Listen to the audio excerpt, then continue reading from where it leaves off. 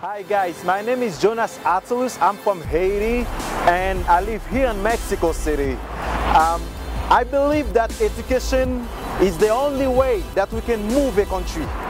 Education is how we make change in the world.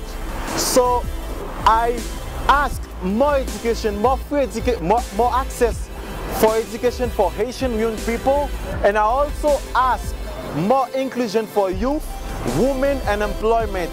It's not the same to plan for us than to plan with us. So today we want an inclusive world and we want to take part to work as a co-responsible of every single level in our country. So we want to move our world, but we want also that they involve us. So we ask our government, especially in the Caribbean, to be more inclusive and to make education available to more of us.